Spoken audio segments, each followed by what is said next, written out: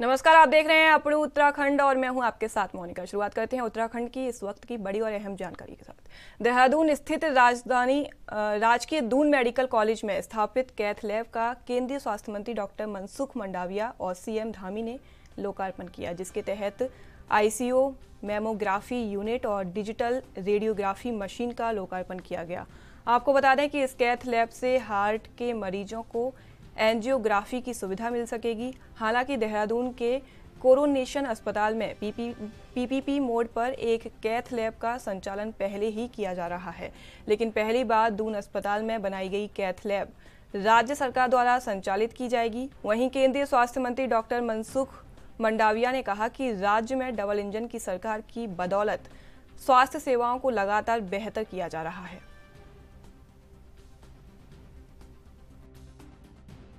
उत्तराखंड राज्य में health sector में फैसिलिटी बढ़ रही है। डबल इंजन की सरकार में उत्तराखंड में आज मैंने 2 कार्यक्रम में 2 हेल्थ फैसिलिटी उत्तराखंड के लिए उपलब्ध हो, उसके लिए शिलान्यास और लोकार्पण किया है।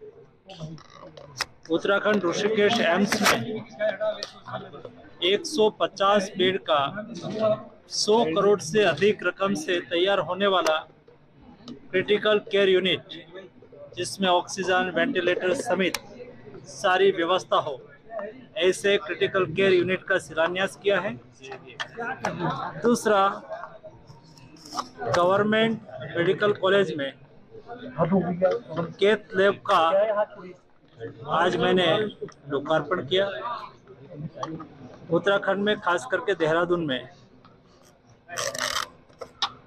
Cath lab government medical college में उपलब्ध होने से यहाँ की जनता को उसका बहुत फायदा होगा।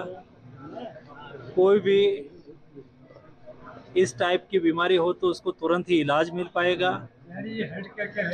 स्टेप बाय स्टेप उत्तराखंड में मेडिकल कॉलेज बढ़ रही है, हेल्थ फैसिलिटी बढ़ रही है।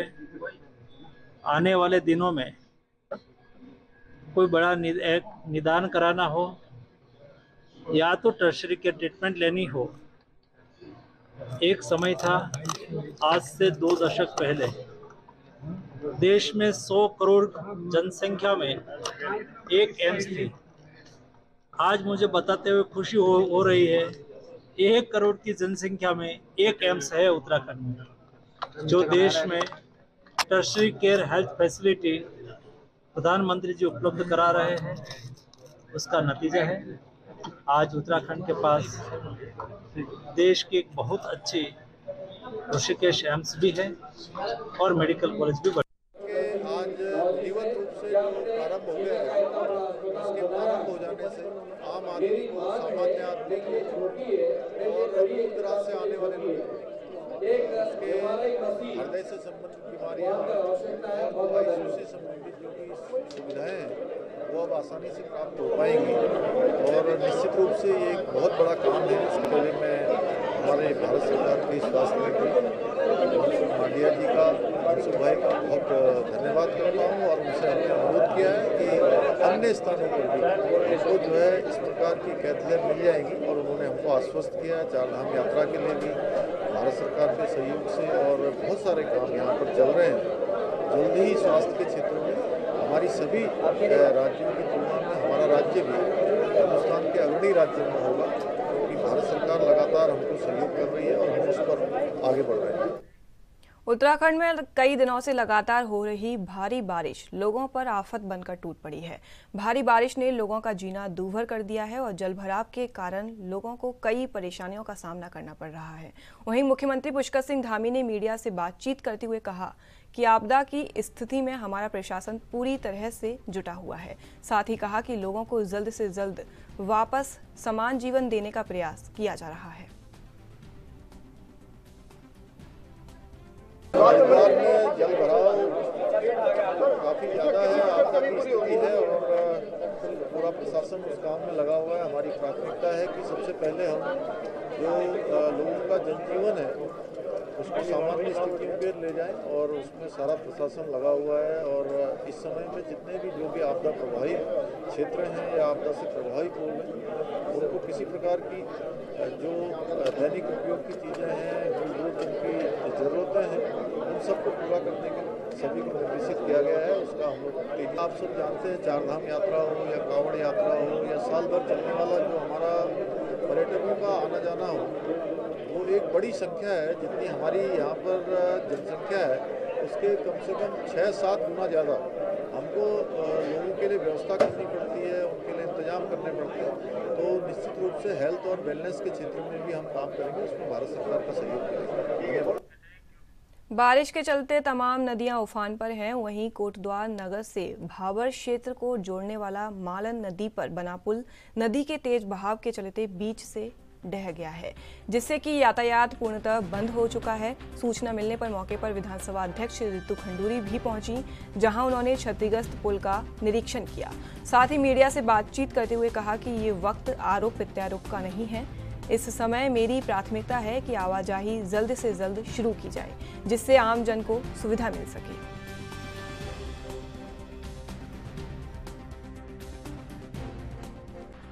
है या इस तरीके से देखिए, ऐसा है, मालन पुल गिरा है। इस समय हम सब जो कोटद्वार वासी हैं कठिनाई में हैं। इस समय परेशानी है कोटद्वार को, और आरोप प्रत्यारोप लगाने का बिल्कुल समय नहीं है। इस वक्त मुझे आगे का रास्ता करना है कि किस तरह से पुल का आवाजाही जो रुकी है, जो थमी है, उस पर मैं बात करूं।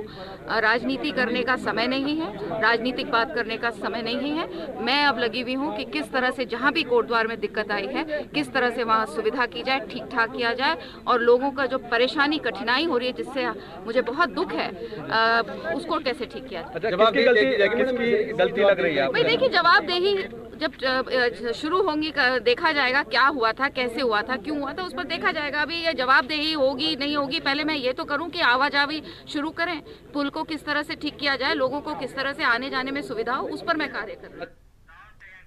इस बीच एक बड़ी और अहम जानकारी हमारे सामने आ रही है। एक बड़ी और अहम जानकारी से आपको रूबरू करा रहे हैं। बीजेपी प्रदेश प्रभारी दुष्यंत गौतम की सीएम धामी से मुलाकात।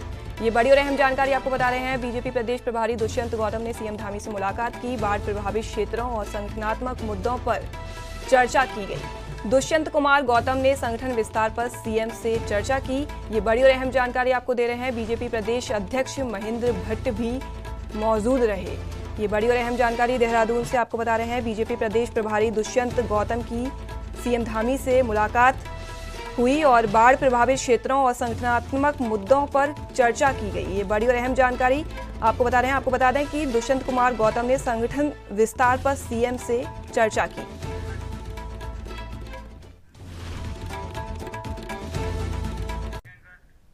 उत्तराखंड दौरे पर आए प्रदेश प्रभारी दुष्यंत गौतम के बयान से पार्टी कार्यकर्ताओं के बीच खुशी की लहर दौड़ गई है।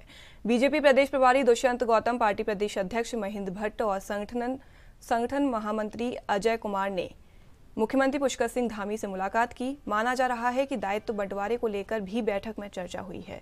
वहीं उन्होंने बयान दिया है कि दायित्व बंटवारे को लेकर होमवर्क पूरा हो चुका है और प्रदेश अध्यक्ष महेंद्र भट्ट जब चाहें दायित्व बंटवारे की लिस्ट जारी कर सकते हैं। वहीं बीजेपी प्रदेश अध्यक्ष महेंद्र भट्ट का कहना है कि जल्द ही लिस्ट की घोषणा की जाएगी।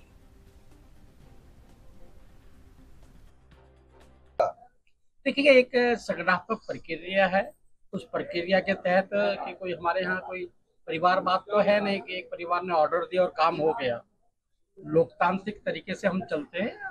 हर सतह पर सभी का मार्गदर्शन, सभी की सलाह मिलती है। लास्ट स्टेज के अंदर है तो जल्दी कभी भी घोषणा हो सकती है। यानी अब अध्यक्ष जी के हाथ में है, माना जाए कि अब किसके हाथ में है, कब निकलेगा। प्रभारी जी ने जिस परिप्रेक्ष्य में कहा, स्वाभाविक पक्ष है कि होमवर्क हो चुका है। इसको होमवर्क पूर्ण होने का विचार जो रहता है, उसकी चर्चा के बाद होमवर्क करके हमने पूर्ण कर दिया। थोड़ा आपदा निपट जाए, चीजें अनुकूलता में आ जाए तो समय काल प्रस्तुत का। उत्तराखंड में भारी बारिश के बीच कई जगहों पर आपदा जैसे हालातों के मद्देनजर बीजेपी प्रदेश प्रभारी दुष्यंत गौतम ने सीएम पुष्कर सिंह धामी से मुलाकात की और बाढ़ प्रभावित क्षेत्रों के लिए त्वरित राहत और सरकार द्वारा किए जा रहे कार्यों के बारे में उन्होंने सीएम धामी से चर्चा की। इसके बाद प्रदेश प्रभारी दुष्यंत गौतम ने बीजेपी प्रदेश मुख्यालय में बीजेपी के सभी विधायकों, वरिष्ठ नेताओं और कार्यकर्ताओं के साथ वर्चुअल बैठक के जरिए प्रभावितों की मदद करने का संदेश दिया। बैठक में प्रदेश महामंत्री संगठन भी मौजूद रहे। देखिए, आज की बैठक खाली प्राकृतिक आपदा के कारण जो उत्तराखंड के अंदर जनजीवन अस्त व्यस्त हुआ है उसके अंदर सेवा भाव से हमारा पूरा संगठन, विधायक, सभी सांसद और कार्यकर्ता उसमें लगे हैं, क्योंकि ऐसे कभी भी मौका आया है हमने जनता की परेशानी में खड़े हुए दिखाई दिए। सेवाई संगठन, सेवाई समर्पण, ऐसे अनेकों भावों से हम काम करते रहे हैं। और केंद्र सरकार का भी धन्यवाद करते हैं जिन्होंने 413 करोड़ रुपया इस विपरीत परिस्थितियों में हमारी मदद करने का काम किया है। साथ साथ मुख्यमंत्री जी लगातार फील्ड में लगे हुए हैं। उसी प्रकार हर विधायक, हर सांसद, हर कार्यकर्ता आज उत्तराखंड में इस आपदा के कारण जिनको भी परेशानी हो रही है उत्तराखंड में पिछले कई दिनों से लगातार हो रही बारिश से प्रदेश के तमाम हिस्सों में काफी नुकसान हुआ है। कई जगह सड़क बह गई हैं तो किसानों की फसलें भी इस बरसात की भेंट चढ़ी हैं। ऐसे में बीजेपी के प्रदेश प्रभारी दुष्यंत गौतम ने सभी को आश्वस्त किया है कि प्रदेश के हर एक परिवार को जो आपदा से प्रभावित हुए हैं उनकी सरकार मदद करेगी। इसके अलावा किसानों को भी आर्थिक रूप से मदद देने का आश्वासन दिया। उन्होंने कांग्रेस की मांग पर कहा कि कांग्रेस के नेता उत्तराखंड में मुआवजे की मांग करते हैं और फिर दिल्ली में जाकर बैठक करते हैं। वो केवल अपनी बात को हाईलाइट करना चाहती है, जबकि प्रदेश सरकार और बीजेपी लोगों के साथ है।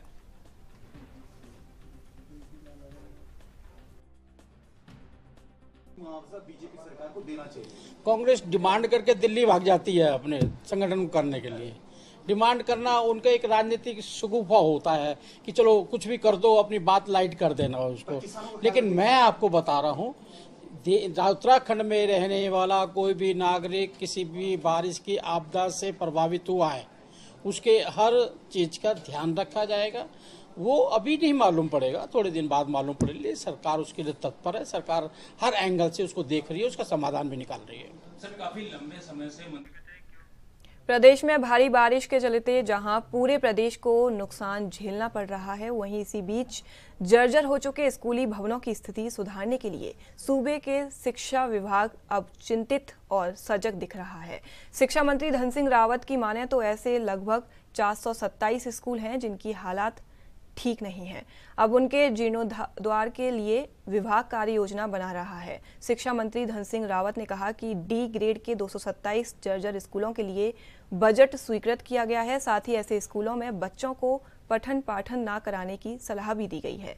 शिक्षा मंत्री ने कहा कि विभाग हर संभव प्रयास कर रहा है कि बच्चों को स्कूलों में गुणवत्ता वाली शिक्षा और अच्छे संसाधन उपलब्ध कराए जाएं, जिससे राज्य में शिक्षा के स्तर को और बेहतर बनाया जा सके।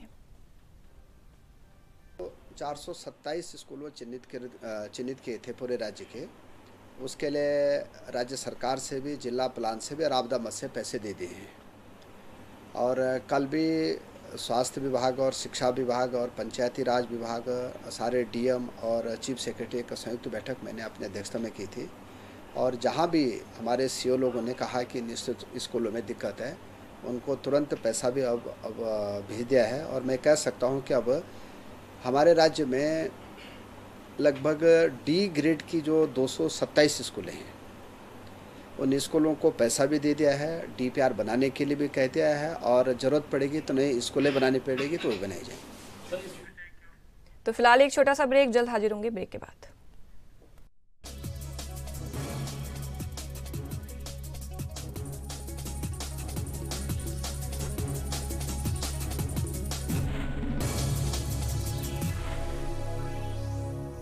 ब्रेक के बाद स्वागत है आपका। नजर डालते हैं खबरों पर। प्रदेश में हर साल हरेला पर्व में हजारों पौधे लगाए जाते हैं, लेकिन उचित देखभाल नहीं होने के कारण वो पौधे नष्ट हो जाते हैं, जिस पर वन मंत्री ने संबंधित अधिकारियों के साथ बात करते हुए उनसे जिम्मेदारी तय करने की बात कही। उन्होंने कहा कि अब की बार उनका पूरा ध्यान हरेला को सफल बनाने पर होगा। साथ ही ग्राम पंचायतों के माध्यम से भी पौधारोपण करवाया जाएगा और सभी पौधे वन विभाग उपलब्ध करवाएगा। और कहा कि पंचायतों से भी यही उम्मीद की जाती है कि वो लोग इन पौधों की उचित देखभाल करें। मैं आपसे कह रहा हूँ कि इस बार हमारा फोकस ये है कि सक्सेस रेट बढ़े, ताकि अगर जिसकी भी जिम्मेदारी जिसको पेड़ दिए जाए वो जिम्मेदारी के साथ दिए जाए कि और लगातार उनकी मॉनिटरिंग होते रहे, ताकि मैंने आपसे बताया कि जो सफलता की दर है पेड़ों की वो ज्यादा रहे, इसका फायदा भी मिल सके। एक अभियान के तौर पर जो ग्राम पंचायत, देखिए, हर ग्राम पंचायत पर हरेला को मनाने का निर्णय लिया गया और ग्राम पंचायत के स्तर पर पौध विभाग उपलब्ध कराएगा और विभाग और पौध उपलब्ध कराने के बाद क्योंकि ग्राम सभा भी एक जिम्मेदार संस्था है, तो ग्राम सभा के से भी हम लोगों को उम्मीद ये देगी कि वो लगातार मॉनिटरिंग करके। पहाड़ों में पलायन का सबसे बड़ा कारण जहां मूलभूत सुविधाओं का अभाव है, तो दूसरी ओर जंगली जानवर भी इसकी सबसे बड़ी वजह है, जिसे लेकर वन विभाग ने अब तक एक पॉलिसी तैयार कर ली है। इस पॉलिसी के तहत हर जिले में एक बंदर बाड़ा लगाया जाएगा, जिससे बंदरों को पकड़कर उनकी जनसंख्या रोकने के लिए उचित कदम उठाए जा सकें। वहीं वन मंत्री सुबोध उनियाल ने कहा कि इस ओर सोचते हुए सरकार ने ये निर्णय लिया है कि अब जंगलों में फलदार पौधे भी लगाए जाएंगे, जिससे जानवरों का पेट जंगलों में ही भर सके और वो रिहायशी इलाकों की तरफ ना आए।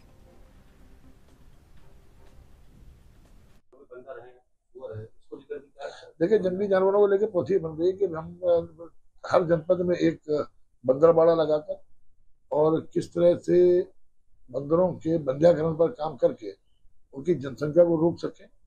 दूसरा, फलदार पेड़ लगाने के पीछे भी मंशा सरकार की यही है जंगलों में कि जंगल बंदर ज्यादातर अगर उनको भोजन जंगलों में उपलब्ध रहेगा तो वो आबादी की तरफ माइग्रेट नहीं करेंगे। तो इन चीजों पर हम लोग काम कर रहे हैं और इसीलिए हमारा ये भी प्रयास है कि हर जनपद में एक वेटनरी डॉक्टर पशुपालन विभाग से डेपुटेशन में लें, ताकि ये जो स्टेलाइजेशन की हमारी वो है, जो बंध्याकरण की वो है, उसको तेजी से आगे बढ़ाया जाता है। और हमारा लक्ष्य है कि इस बार हम किसी भी कीमत पर 50,000 बंदरों के बंध्याकरण के लक्ष्य को लेकर आगे बढ़ रहे हैं। बीजेपी के प्रदेश मीडिया प्रभारी मनवीर सिंह चौहान ने कांग्रेस की बैठक को लेकर कटाक्ष करते हुए कहा कि कांग्रेस को सिर्फ अपने युवराज की चिंता सता रही है। भाजपा एक और आपदा के समय राज्य की जनता के साथ खड़ी है। कांग्रेस सिर्फ और सिर्फ दिखावे की राजनीति करती है।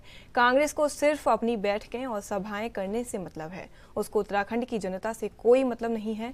भारतीय जनता पार्टी संगठन और मुख्यमंत्री खुद आपदा कंट्रोल रूम में जाकर मॉनिटरिंग कर रहे हैं। इससे पता चलता है कि भाजपा उत्तराखंड की जनता के प्रति कितनी सजग है।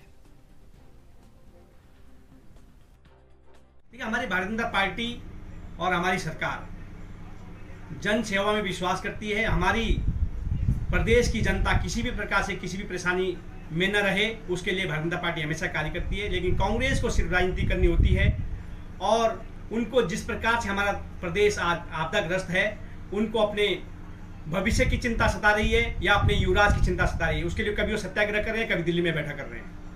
कोटद्वार में अवैध खनन की भेंट चढ़े मालन नदी पर बने पुल के ध्वस्त होने के बाद इसके शीघ्र निर्माण को लेकर उत्तराखंड क्रांति दल ने सड़कों पर उतरने का ऐलान कर दिया है। उत्तराखंड क्रांति दल के केंद्रीय संरक्षक और वरिष्ठ नेता डॉक्टर शक्ति शैल कपरवाल ने मीडिया को दिए अपने एक बयान में साफ कर दिया है कि हमेशा की तरह यूकेडी इस बार भी जनहित के लिए मालन नदी पर पुल के शीघ्र निर्माण के लिए सड़कों पर उतरेगी। यूकेडी नेता ने इस दौरान नेताओं और अधिकारियों पर कई गंभीर आरोप भी लगाए।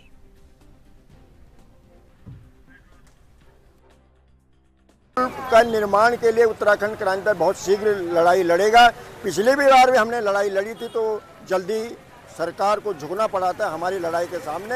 हम यहाँ के जो माफियाओं को संरक्षण देने वाले जो मंत्री हैं, अधिकारी हैं, जिनके घरों में नदियों का, रेत का, बजरी का, पत्थर का पैसा जा रहा है और तो फिलहाल के लिए मेरे साथ बस इतना ही। देश विदेश की तमाम बड़ी खबरों को देखने के लिए देखते रहिए ANB न्यूज़। नमस्कार।